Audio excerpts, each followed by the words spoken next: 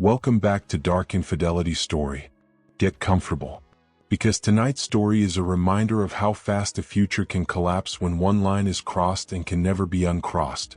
10 years together, a ring on her finger, wedding deposits paid, a life already planned down to the smallest detail.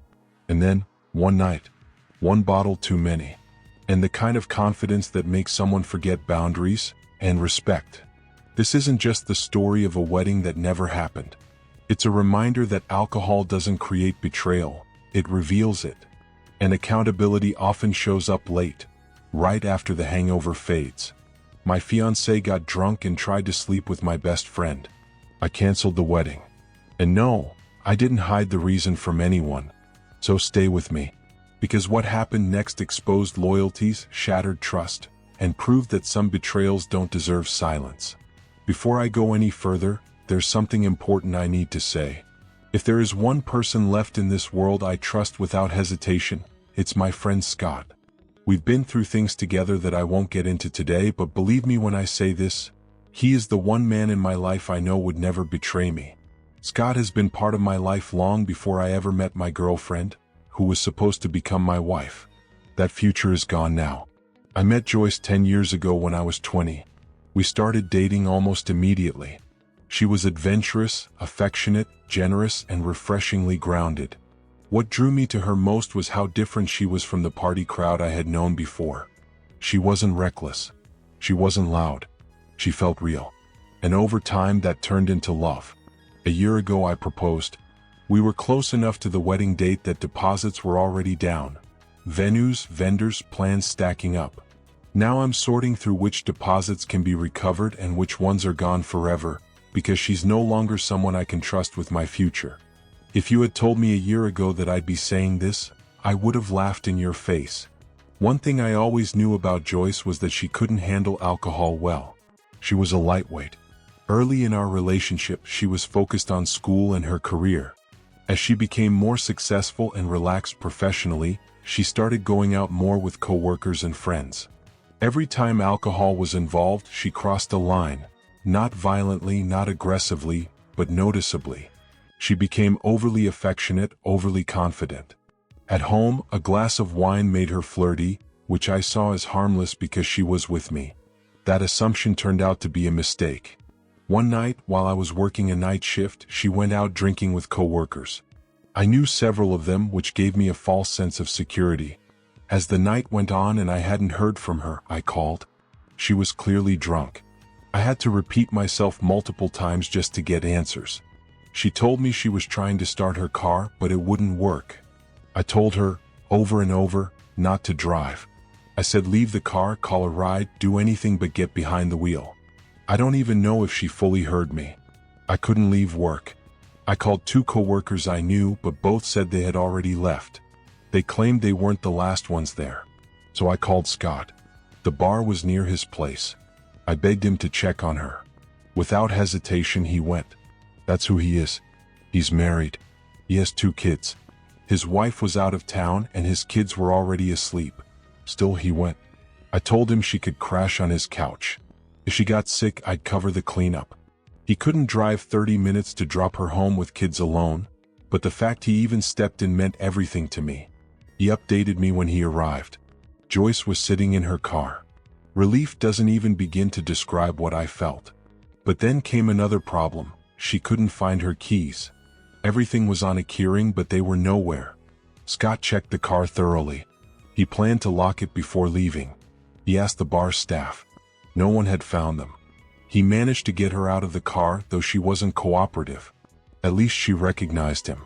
He took her back to his house. About 2 hours later, he sent me a photo of her asleep on the couch with a simple caption, "Mission accomplished." The next morning, he took his kids to school, and her keys magically turned up in her bag. She drove herself to work. When she got home later, she seemed distant and embarrassed. I assumed it was shame over how drunk she'd been. I scolded her lightly, not cruelly, just honestly. As adults, we need to know our limits. Drinking until you lose control isn't harmless. I told her plainly that if she'd managed to start that car, things could have ended very differently. I thought that was the end of it. It wasn't. That evening, Scott called me. He said he needed time to process something from the night before, but there was never a question about telling me the truth. He said Joyce had been handsy with him in the car. He initially assumed she was confused, maybe thinking he was me. But then she wasn't confused anymore. When they finally returned home, the situation didn't calm down, it escalated. Her behavior became noticeably more aggressive, more persistent. He kept repeating his name, telling her over and over that he was Scott, hoping it would snap her back to reality. According to him, she looked right at him and said, "I know." That moment alone said everything. Eventually, he managed to get her settled on the couch, thinking the worst had passed. He went upstairs to his room, lights off, door closed, trying to create distance. But that distance didn't last. She opened the door, walked in, and climbed onto the bed, attempting to straddle him. And this is where an important decision was made. Instead of freezing or panicking, he grabbed his phone and started recording. Not out of malice, but out of protection. He knew how situations like this could be twisted later. He didn't want it to come down to his word against hers. When boundaries are crossed, documentation isn't betrayal, it's self-defense. He sent me the video shortly after. The moment I watched it, I knew without hesitation that I couldn't marry Joyce. And it wasn't just the embarrassment of seeing her in such a state. It was the way she kept throwing herself at him again and again inside his bedroom. He kept saying his name, kept telling her no, kept making it clear he didn't want anything to happen. And she ignored every single boundary. He gently pushed her back repeatedly, trying not to escalate things. But she didn't stop. She reached down his pants. She tried to kiss him. She tried to force his hands between her legs. At one point, she even attempted to undress herself, until he physically had to grab her to stop her. That was the most physical he got the entire time, and only because he had no other option. To say I felt disgusted doesn't even come close. I felt ashamed that she was my fiancée. Ashamed that the woman I was supposed to marry had done this, with my best friend who was also a married man. Watching that video felt like my stomach dropped through the floor. I downloaded it immediately and called Scott. I told him he was completely in the clear. I thanked him for telling me. Because honesty like that, especially when it's uncomfortable, is exactly what you want before making a lifelong commitment. I was weeks away from marriage. And discovering something like this beforehand creates a storm of emotions. Anger, sadness, disbelief, but also something else. Relief. I love Joyce deeply. But I've survived heartbreak before and I'll survive this too. I hadn't confronted her yet. I needed time. But one thing was clear. There was no wedding anymore. Ask yourself honestly, would you marry someone after seeing a video like that? Exactly. I didn't know how I was going to approach it, but I knew it had to happen. Before confronting her, I made sure she had my full attention, and that there were no distractions. I knew this conversation was going to get messy. The anxiety leading up to it was relentless. This wasn't something I wanted to do, but it was something I couldn't avoid. The moment I mentioned the night she was drunk, I saw it. Her face changed instantly.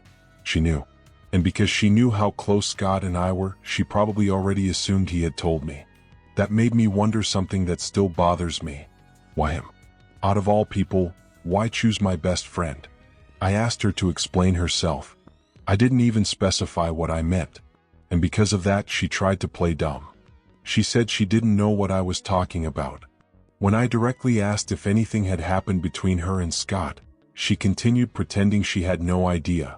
Then came the excuse. She said she was too drunk to remember. So I asked a question that matters more than people realize. Why was she drinking that much in the first place? She claimed she didn't mean to get that drunk. But I knew she couldn't handle alcohol well. Even a small amount hit her hard. And that made the argument even worse, because if that behavior came from just a little alcohol, I didn't want to imagine what more would look like. Alcohol lowers inhibition. It doesn't invent character. It reveals it. I asked if she remembered anything at all. She said only bits and pieces.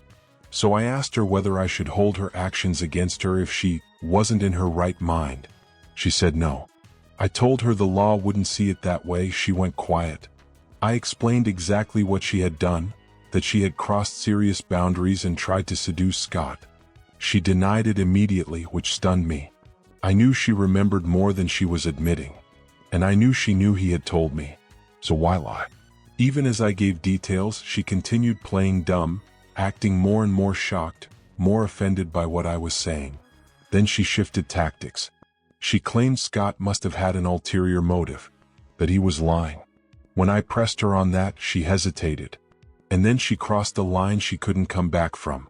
She suggested that maybe, in her drunken state, he had tried to take advantage of her. That she stopped him and his ego was hurt, so he made it all up. That's when I realized something crucial. She had no idea there was a video. She thought there was no evidence, so she felt safe rewriting the story. I laughed, not because it was funny, but because it was revealing. I wasn't even offended on Scott's behalf anymore. I finally saw her true nature, and the lies meant nothing. So I asked her a simple question. Did she know he had recorded her? She froze. I told her she was too drunk to notice, but Scott had captured everything. Her behavior, her actions, all of it. Every excuse she had used up until that moment collapsed instantly. She didn't have much to say after that. I asked if she wanted to see the video. She hesitated. She didn't answer. I showed it to her anyway. She tried to look away. I told her not to. I made her watch herself. I could see her mind racing, searching for a way out, trying to build another story, but there was nothing left to explain, because the truth was already playing right in front of her. Eventually, she landed on the same excuse people always reach for when the truth becomes too heavy to carry. She said she was drunk. She claimed she didn't know what she was doing. According to her, whatever she did while intoxicated shouldn't count more than the person she is when she's sober. I stopped her right there.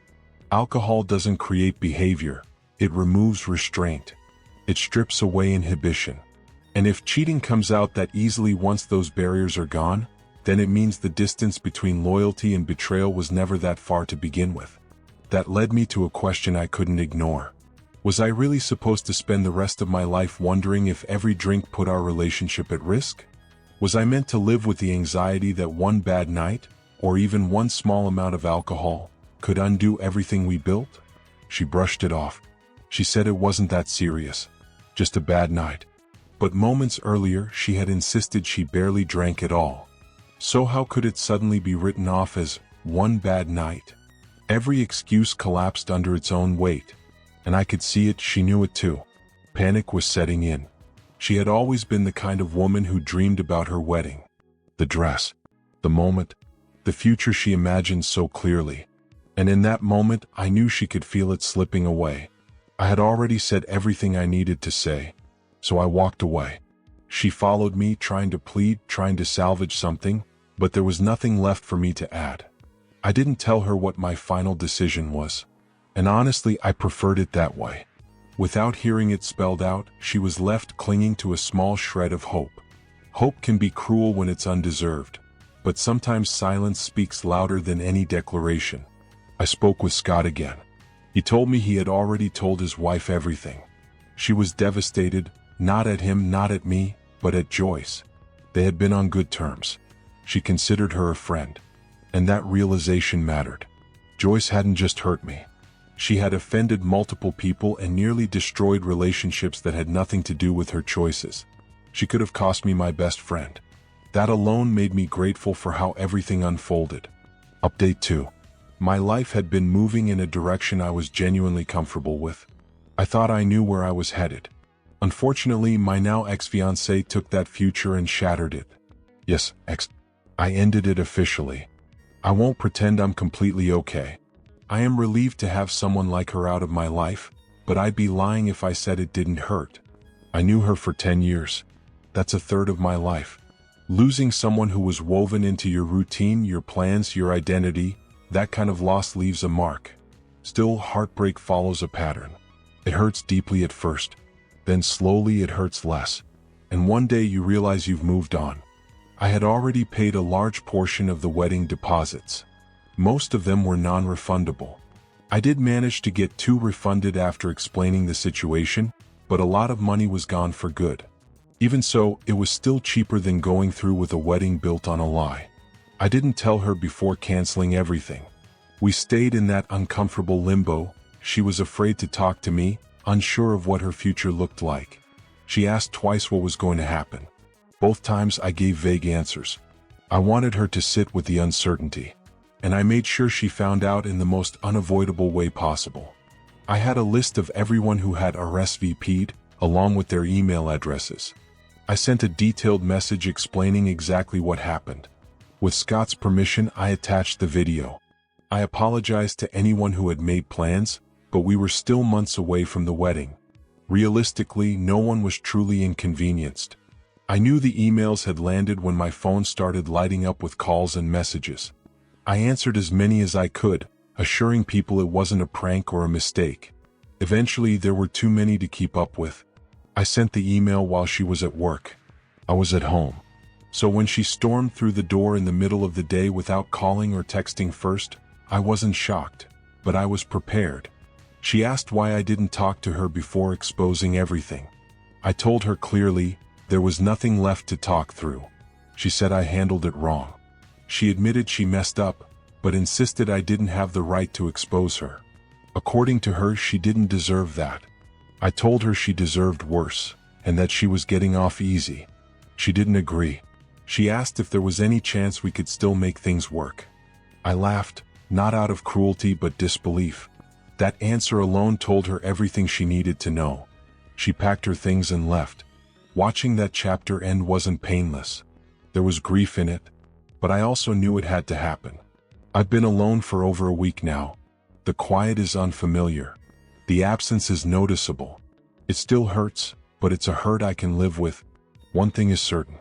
If I ever let someone into my life again, and that won't be anytime soon, heavy drinking is a hard line I won't cross. That's a new red flag for me. You can be social. You can be fun. You can enjoy life, without losing control of yourself. And that's the real lesson here. The "I was drunk" excuse collapses the moment consequences appear. She wasn't too intoxicated to know better, because the second accountability showed up, she had a script ready. She denied. She minimized. She deflected. And when she believed there was no proof, she went straight for character assassination. And the audacity afterward, claiming she didn't deserve exposure, when she was perfectly willing to destroy multiple relationships in secret, was staggering. She wasn't sorry for what she did. She was sorry she got caught. At the end of the day, she revealed exactly who she is when she thought no one was watching. And sometimes, that truth is the only closure you ever get. If you've lived through something like this, share your story in the comments. You're not alone, and your voice matters here. This is Dark Infidelity Stories. If these stories resonate with you, like the video, subscribe, and share it with someone who needs to hear it. Don't forget to turn on notifications so you never miss what comes next.